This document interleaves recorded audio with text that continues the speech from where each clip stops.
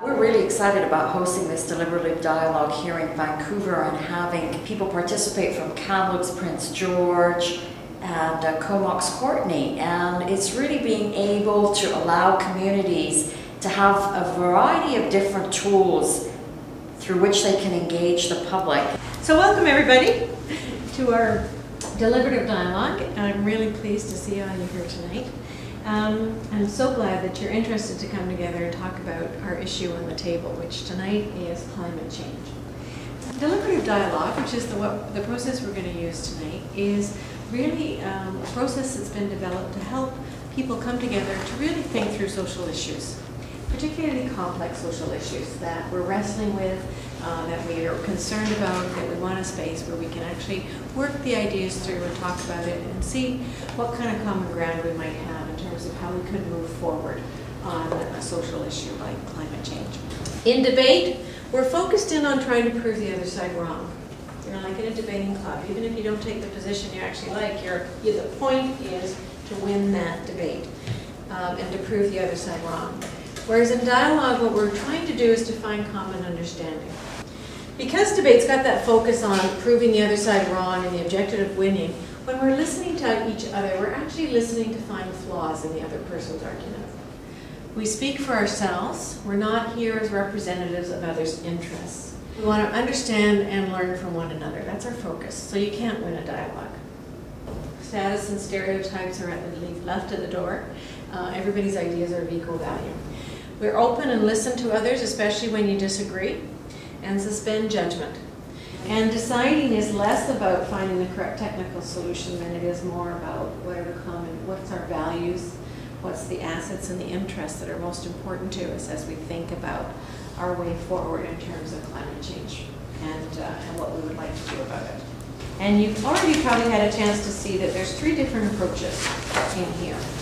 And what we're going to do together is really work our way through each approach by approach, trying to examine, are there things in that approach that make sense to us, that we like? And then I'm going to ask you the reverse, and I'll ask you what you don't like about it. What are some of the things that make you uncomfortable about the approach? So let's turn to the first one, which is approach 1. I like that the approach is trying to look at ways to reduce, but also be an example to follow. In this one, at least the way I interpret it, it brings it more down to an individual level so that everyone, whether they're in industry or an individual, can make changes in their daily habits to reduce climate change. I feel that this argument is contingent on us valuing only fossil fuel as a source or resource, rather than giving people the opportunity to rediscern what they value and then establish other technologies that are congruent with their values. If you put restrictions on the users and then they have to change their behavior, there needs to be an alternative for them to change.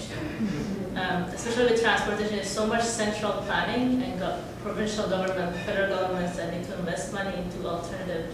Like before we're going to force people to change out of cars, they have to have thought about, well, what are they changing?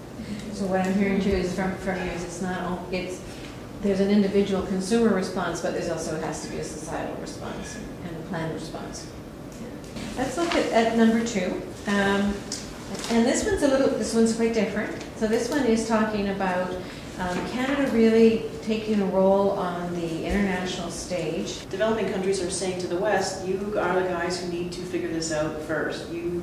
Yes, India is a huge contributor to this, but we're just trying our best to catch up in terms of development to what you guys have been enjoying for the past 50, 60 years. That in some ways you like the idea that this one takes pressure off developing countries too? Well, I think that it's kind of aligning us with where developing countries are coming from and trying to look to the global superpowers to say you need to take the lead, and it's okay. joining that voice in a way.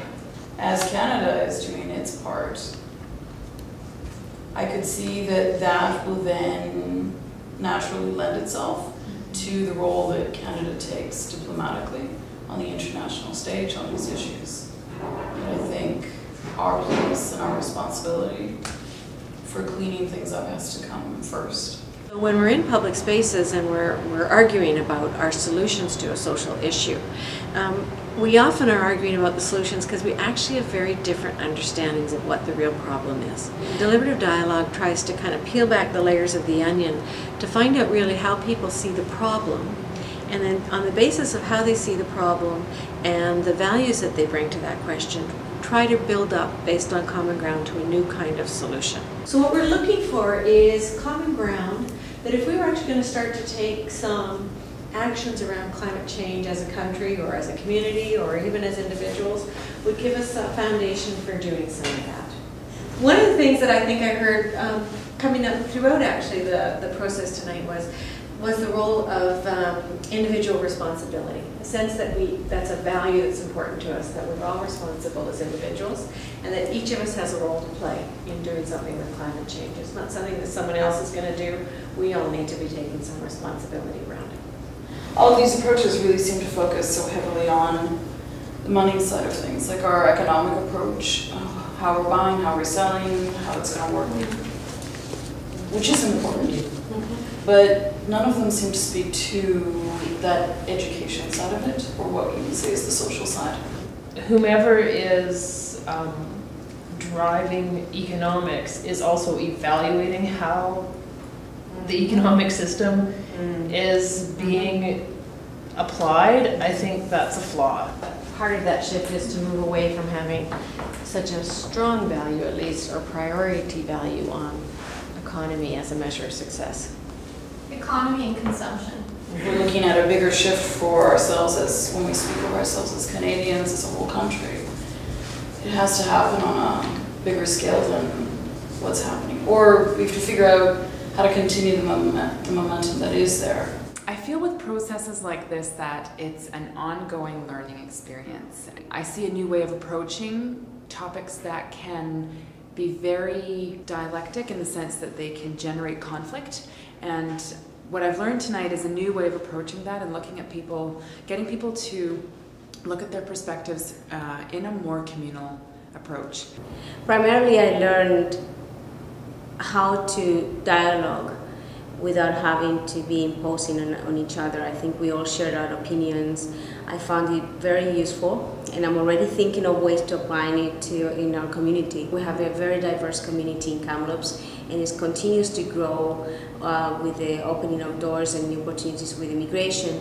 So that's something that we also want to address, is diversity and how to come together with the different sectors, the Aboriginal, the immigrant, and the mainstream society. So those are two of the goals that we would like to also address with the dialogues. We're having a conference coming up soon that's going to be generating some participatory action research around issues central to organizations doing work with partner communities in the Pacific. So we're thinking about how can we use this kind of space to engage kind of a diverse set of participants that are all organized around kind of community sustainability work in Pacific communities, north and south.